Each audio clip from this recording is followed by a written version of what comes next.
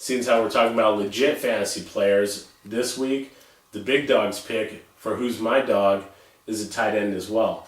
And that's Jermichael Finley with the Green Bay Packers. Oh, we're going to battle of the tight ends. Speaking of Green Bay, Ryan Grant also this week probably going to have a little bit of a tough start against that Philadelphia defense, but I think Ryan Grant, he's not your huge upside guy, but he's steady. Yes. He is the guy in Green Bay, so make sure you got Ryan Grant in your lineup. And with Ryan Grant, here's the thing, guys, is that Green Bay is going to air it out. You know they're going to throw the ball around.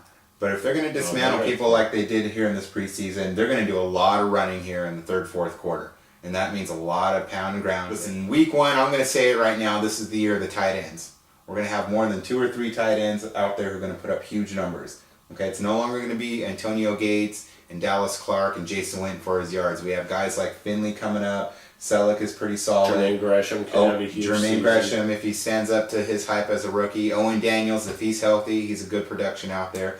So, a lot of your other shows are going to talk to you about the same old guys and going to talk to you about the same old positions. But like I said, these are the small things that count.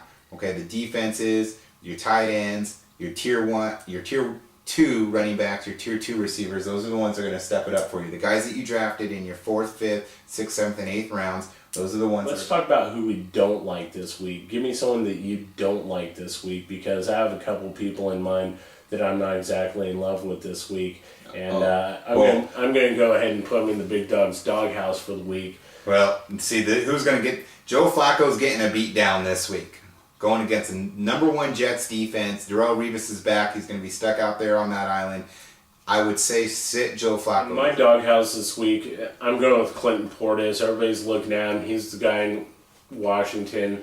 And that's great. He came to camp healthy. That's great. I like Clinton Portis, but I'm not in love with the guy. I really don't like him this week. I think he has a really tough matchup against Dallas Sunday night. I'm not a big fan of any Redskins starting this week. If anybody, I would say go ahead and start Santana Moss out of the group. He's owned the Cowboys, and every game that he's played against them, he's just put up huge numbers. Aside from that, I'm not looking to have anything solid coming out of the Redskins. I won't buy it until I see it. Right, and then Monday night, of course, we got the doubleheader, so that's going to be nice. It's always a nice way to start the week with what's better than one NFL? Two NFL games on a Monday night. Are better than one, absolutely. Right. So we got Baltimore, the Jets, the second Monday night game, San Diego, Kansas City. Huge game from Ryan Matthews. Yeah, and I think that if you were going to take a flyer on a rookie, Ryan Matthews wound up climbing into the first round in a lot of drafts. As the preseason went on, people saw what he was capable of. He was just steady, constant production, and he doesn't have the breakaway speed, but he's one of those guys that just has the ability to play. He's in a good offense. He has a pretty decent offensive line. They're missing Marcus McNeil, obviously. That's a huge loss, but otherwise he looked good in the preseason, and Phillip Rivers knows how to open it up with the passing game. They're still missing Vincent Jackson. There's no expectation that he's even going to play this season, really, at this point, unless he winds up being traded to another team. Mm-hmm. But I think you can look for Malcolm Floyd to have a big game. I think he's going to really shine. He's going to step in. I think he could go over 100 yards and definitely grab a touch. Antonio Gates, expect to see him have a big game. Legudu Nane's in there. Now they have Patrick Creighton. So they're doing things. They're making adjustments to try to fill that void left by Vincent Jackson. The guy had an outstanding season last year, and he had the potential to put up huge numbers, but he's not there. So nevertheless, it gives opportunities to other people, and I think they're going to take full advantage of them. Right. I fully agree. And like we've always said before, you go big, you go home. Here's the thing with the Chargers, okay? You cannot expect that any single one of them is going to have this huge game. It's going to be a crapshoot, all right? Antonio Gates is going to probably go out there and put up 2 touchdowns and get you 80, 70 yards there. Malcolm Floyd could probably come up to 100 some odd yards. Nene, I'm looking 50, 60 yards for him, but a complete opposite. So you never know here. I feel safe with starting Phillip Rivers. I would definitely put in Floyd there as a flex option. Ryan Matthews is a must. If you are very light on flex, maybe even Darren Sproles, he's back to his normal position there as a change of pace back. That's where he's comfortable at, and those Right. third down passing downs. So and he's returning the kick, so you have definitely an opportunity to get some points out of him. But on the other side of the ball, we have Kansas City, and we have Kansas City.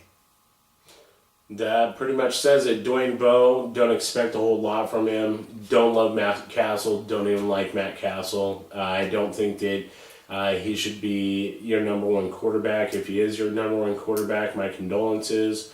And you might want to try to revisit your waiver wire and see who's available out there. But, Dwayne Bowe, obviously, big guy, physical guy, very capable receiver.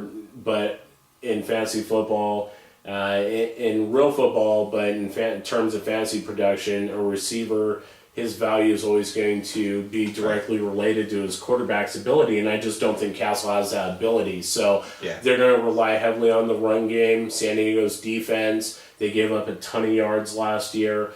Sean Merriman is still, wouldn't be week one without a Sean Merriman nagging injury. So, Sean Merriman's got that Achilles thing going on. He won't be there to put the pressure on Castle, but they're going to run the ball a lot as well. And, Jamal Charles will probably have a pretty decent game, honestly, against, or Thomas Jones.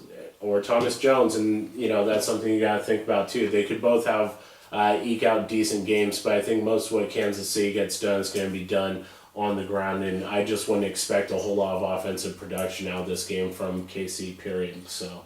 Well, to our viewers out there, and I'm sure there's a few of you who are stuck with the choice between Thomas Jones and Jamal Charles, who would you start?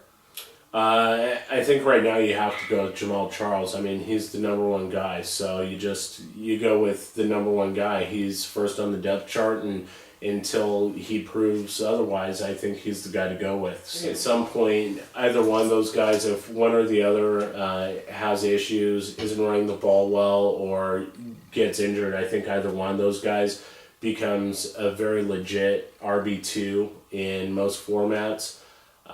But just the way things are right now, it's kind of a mess over there. The coaching, I feel, is really lacking, and that really has a lot to do with what goes on there. But just don't like the Chiefs, don't like them in terms of their offense. Their defense is weak, and San Diego's probably going to come in and put a stomping on them. So, we'll see what happens, but that's my guess. Right. If you do have any more questions on that, you go ahead and let us know, and we'll answer those for you. Absolutely. You can shoot us an email, and we'll have that for you. Just watch the credits roll. We'll get that up for you. Yep. Absolutely. All right.